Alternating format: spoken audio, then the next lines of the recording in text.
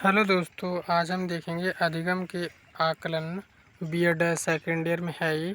इसमें यूनिट 1 मापन आकलन तथा मूल्यांकन, जिसमें मोस्ट इम्पोर्टेंट क्वेश्चन आंसर देखेंगे जो इस साल आने की संभावना है। यदि आपने यूनिट 1 ये तैयार कर लिया तो इसमें से ज़रूर आएंगे क्वेश्चन आंसर।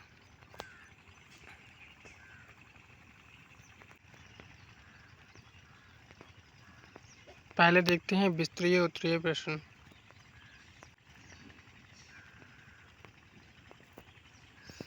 इससे पहले यही देख लेते हैं मापन क्या है। मापन किसी वस्तु अथवा क्रिया के भिन्न भिन्न गुणों को चिन्ह रूप यानी चिन्ह विशेष में प्रकट करने की वह प्रक्रिया है जिसके द्वारा यथा वस्तु अथवा क्रिया के यथा गुणों को संक्षिप्त से संक्षिप्त रूप में प्रकट किया जा सकता है।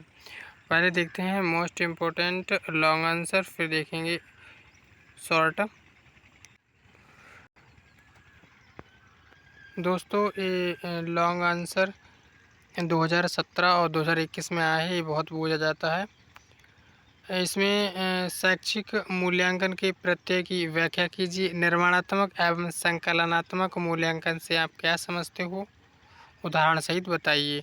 2021 और 2017 में आया है। इसे आप यदि आप इसे पढ़ के गए तो पेपर में ज़रूर आएगा। मूल्यांकन का अर्थ है, मूल्यांकन एक व्यापक एवं उद्देश्य केंद्रित प्रक्रिया है। शिक्षा के क्षेत्र में इसका प्रमुख कार्य शिक्षा को उद्देश्य केंद्रित बनाना। इस क्रिया के आधार पर व्यक्ति संपूर्ण व्यक्तित्व के विकास की जानकारी प्राप्त की जा सकती है। इसे व्यक्ति के व्यवहार का तुलनात्मक अध्ययन करने वाली एक सुव्यवस्थित प्रणाली के रूप में स्वीकार किया जा सकता है। आप इसे पूरा पढ़ लेना, मोस्ट इम्पोर्टेंट है। आगे मोस्ट इम्पोर्टेंट को लॉन्ग आंसर और बाकी शॉर्ट और सभी देखते हैं।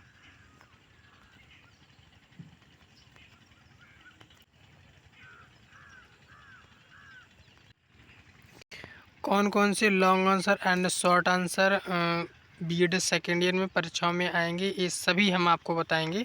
यूनिट फर्स्ट की यदि आप यूनिट फर्स्ट तैयार कर लोगे तो आपका इसमें से ज़रूर फंस जाएगा। रैमर्स एवं गेज के अनुसार मूल्यांकन के अंदर व्यक्ति या समाज अथवा दोनों की दृष्टि में जो उत्तम है अथवा वांछनीय है उसको मानकर चला जाता है।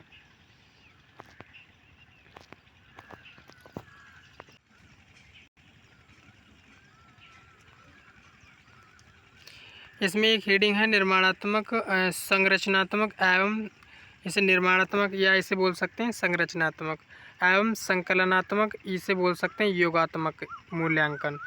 इसके यानी किसे कहते हैं। मूल्यांकन इस शिक्षा के क्षेत्र में एक नवीन धारणा है तथा यह सतत चलने वाली प्रक्रिया है और शैक्षिक मूल्यांकन का क्षेत्र अति विस्तृत है।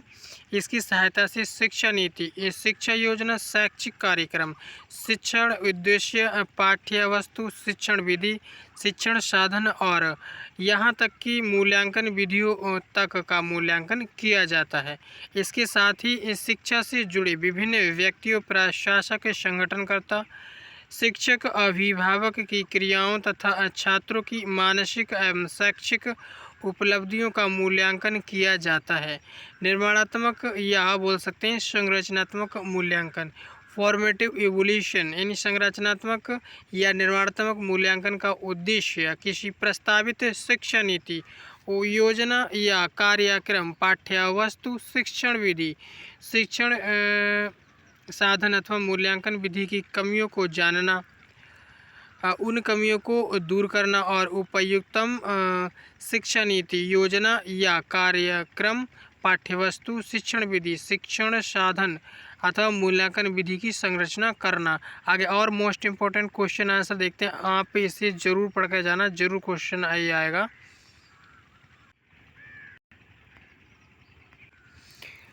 ये दोस्तों अगला प्रश्न है, मूल्यांकन के महत्व को स्पष्ट कीजिए।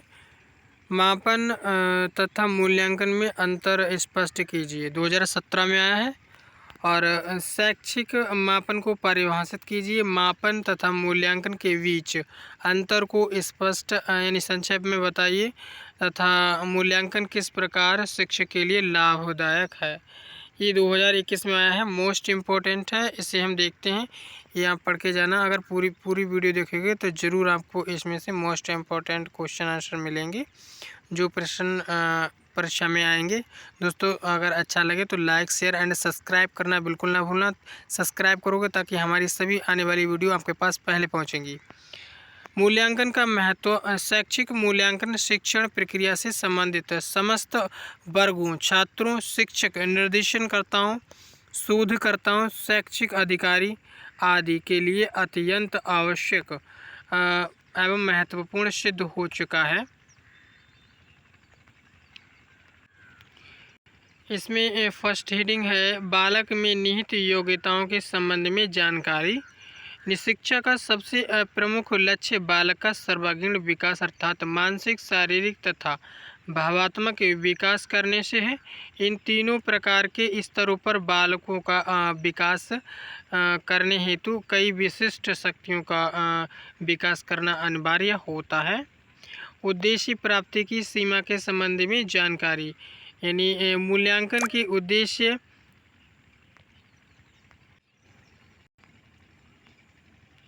मूल्यांकन ही उद्देश्य प्राप्ति के संबंध में जानकारी प्रदान करने का एकमात्र साधन है। यह केवल मूल्यांकन द्वारा ही ज्ञात किया जा सकता है। छात्रों की उपलब्धि के संबंध में जानकारी। छात्रों की उपलब्धि का ज्ञान अनेक दृष्टियों से महत्वपूर्ण होता है। जो ज्ञान संप्रेषण के आधार पर छात्रों को प्रदान किया जाता है। प्रदत्त ज्ञान की सीमा ज्ञात करने के लिए, यानी अधिगम के लिए अनुभवों को प्रदान करने की दृष्टि से प्रदत्त ज्ञान की सीमा की जानकारी अत्यंत आवश्यक होती है। शिक्षण में परिवर्तन तथा वांछित सुधार के लिए छात्रों में निहित शक्तियों का विकास करने अथवा उद्देश्यों को प्राप्त करने की दृष्टि से शिक्षण प्रक्रिया का विशेष महत्व होता है। मूल्यांकन, मापन एवं मूल्यांकन में अंतर। मापन के द्वारा किसी योग्यता अथवा गुण की मात्रा को ज्ञात किया जाता है। मापन संख्यात्मक एवं गुणात्मक दोनों हो सकता है। और इवोल्यूशन यानी मूल्यांकन के द्वारा यह निश्चित किया जाता है कि योग्यता अथवा गुण संख्यात्मक तथा गुणात्मक मात्रा उपयुक्त है अथवा नहीं। मेजरमेंट यानी मापन के आधार पर भविष्यवाणी सार्थकता के साथ नहीं की जा सकती। मूल्यांकन यानी इवोल्यूशन में मूल्यांकन में भविष्यवाणी सार्थकता के साथ कर सकते हैं, क्योंकि इसमें उसके समस्त पहलुओं का ज्ञान प्राप्त कर लिया जाता है। मोस्ट इम्पोर्टेंट है, आपसे ज़रूर देख के जाना है। आगे हम और भी मोस्ट इम्पोर्टेंट क्वेश्चन आंसर बताते हैं आपको। दोस्तों अगला प्रश्न है अपने विषय के एक उपलब्धि परीक्षण का निर्माण कीजिए, साथ ही रूपरेखा तथा पद विश्लेषण भी बताइए। 2017-2019 में आया है।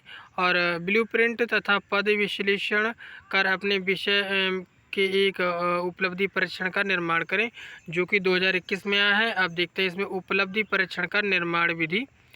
यानी मापन के क्षेत्र में परीक्षणों की रचना कुछ सामान्य सिद्धांतों के आधार पर की जाती है। ये परीक्षण मानकीकृत भी हो सकते हैं और अमानकीकृत भी। इन सभी परीक्षणों के उद्देश्य अलग अलग होते हैं। इन परीक्षणों की विषय वस्तु भी अलग अलग या भिन्न होती है। परीक्षण निर्माण की योजना बनाना। परीक्षण निर्माण के पूर्व सर्वप्रथम किसी भी परीक्षण के संबंध में परीक्षण निर्माण की सुनियोजित एवं विस्तृत योजना तैयार की जाती है। और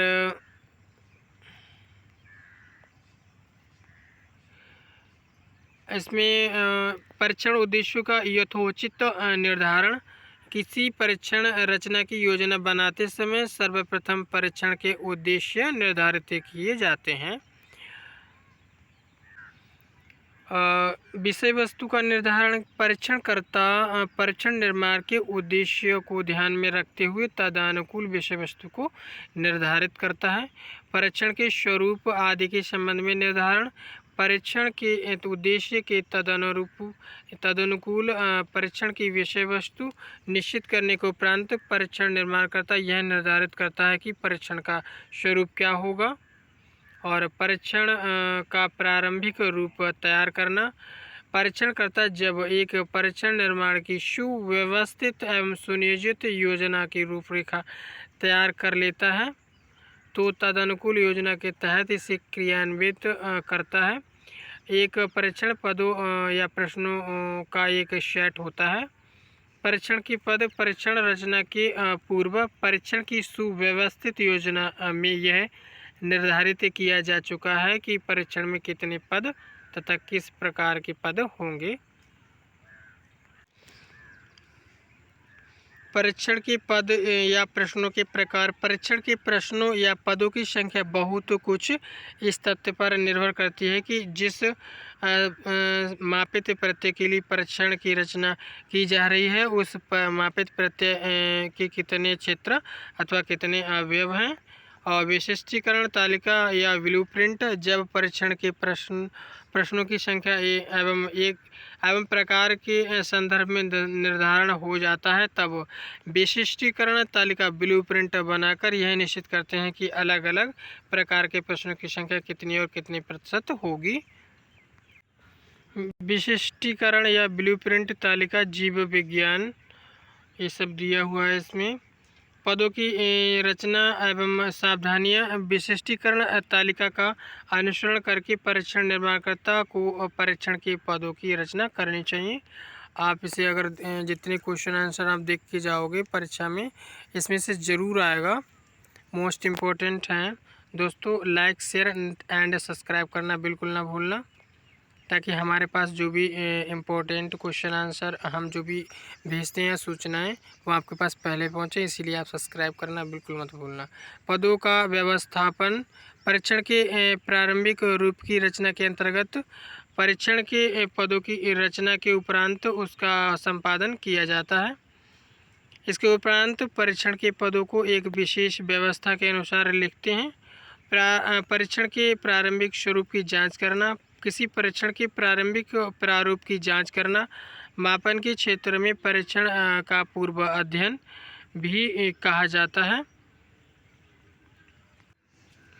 परीक्षण का अंतिम प्रारूप तैयार करना परीक्षण का अंतिम प्रारूप परीक्षण के प्रारंभिक प्रारूप के आधार पर ही बनाया जाता है। परीक्षण के प्रारंभिक प्रारूप का प्रशासन करने के उपरांत आवश्यकता अनुसार परीक्षण पदों का संशोधन कर लिया जाता है। पदों का अंतिम रूप से चयन परीक्षण के प्रत्येक पद या प्रश्न का कठिनाई स्तर और विभेदन क्षमता की जब सांख्यिकी गणना कर ली जाती है तो गणना से प्राप्त मानों की सहायता से प्रत्येक पद या प्रश्न में विषय में यह निर्णय लेना पड़ता है। प्रशासन और निर्देशों का अंतिम प्रारूप परीक्षण के प्रारंभिक प्रारूप में ही परीक्षण प्रशासन से संबंधित नियम निर्देशन और फलांकन आदि को निश्चित कर लिया गया था। परीक्षण का मूल्यांकन विश्वसनीयता किसी परीक्षण की एक आवश्यक तकनीकी विशेषता होती है। यदि किसी परीक्षण को बार बार प्रयुक्त किया जाए तो हर बार समान प्राप्तांक प्राप्त होंगे। वैधता मापन के क्षेत्र में प्रयुक्त होने वाले परीक्षणों की विश्वसनीयता होने के साथ साथ वैध होना भी आवश्यक होता है। परीक्षण का मानकीकरण परीक्षण मानकीकृत और अमानकीकृत दोनों तरह के हो सकते हैं। आंकड़ों की प्राप्ति पूर्व अवस्था में कितना परिवर्तन हुआ और उनका मापन करके एकीकरण करना और उनको सूची स्वरूप में व्यवस्थित करना। आंकड़ों का विश्लेषण प्राप्त आंकड़ों का विश्लेषण किया जाए। प्राप्त साक्ष्यों का विवेचन जब किसी प्रविधि का प्रयोग किया जाता है और साधन को अभिलेख में दर्ज कर लिया जाता है। निष्कर्ष निकालना मूल्यांकन की प्रक्रिया में कुछ विशेष बातों की ओर विशेष ध्यान दिया जाना चाहिए। परीक्षण में संभाव्य और उच्चतम निम्नतम प्राप्तांक क्या है? भविष्यवाणी, यदि एक विषय पर मूल्यांकन किया जा चुका है तो उसी समय समस्या से संबंधित अन्य पक्षों का भी इसी आधार पर मूल्यांकन किया जा सकता है और कारणों का पता लगाया जा सकता है। और अगला प्रश्न है, मापन और मूल्यांकन के अर्थ, परिभाषा और विशेषताओं का वर्णन करें और उन दोनों के बीच भेद करें। 2020 में आया है, इसे ज़रूर देख लेना अपनी पुस्तक में। मूल्यांकन की विशेषताएं। मूल्यांकन का प्रमुख उद्देश्य छात्रों का वर्गीकरण करना है और मूल्यांकन के द्वारा शिक्षकों की कुशलता एवं सफलता का मापन किया जा सकता है। संरचनात्मक एवं योगात्मक मूल्यांकन को संक्षेप में स्पष्ट कीजिए। 2020 में आया है, मोस्ट इम्पोर्टेंट है रचनात्मक एवं योगात्मक मूल्यांकन। फॉर्मेटिव इवोल्यूशन यानी संरचनात्मक मूल्यांकन। संरचनात्मक मूल्यांकन वह मूल्यांकन है जो किसी निर्माणाधीन शिक्षा नीति, योजना अथवा कार्यक्रम, पाठ्यवस्तु, शिक्षण विधि, शिक्षण सामग्री अथवा मूल्यांकन विधि की संरचना को अंतिम रूप देने से पहले किया जाता है। और योगात्मक मूल्यांकन। योगात्मक मूल्यांकन वह मूल्यांकन है जो किसी पूर्व निर्मित एवं चालू शिक्षा नीति, योजना अथवा कार्यक्रम, पाठ्यवस्तु, शिक्षण विधि, शिक्षण सामग्री अथवा मूल्यांकन विधि की उपयोगिता की जांच करने के लिए किया जाता है। और अगला प्रश्न देखते हैं, मोस्ट इम्पोर्टेंट है, आप इसे ज़रूर देख लेना। आकलन से क्या तात्पर्य? किसी वस्तु, प्राणी अथवा क्रिया की विशेषताओं का मापन दो प्रकार से होता है, एक गुणात्मक मापन, दूसरा मात्रात्मक मापन यानी मेजरमेंट। और संचयी ग्रेड अंक औसत क्या है, या बोल सकते हैं संचयी ग्रेड पॉइंट औसत क्या है? CGPA को संक्षेप में बताइए। और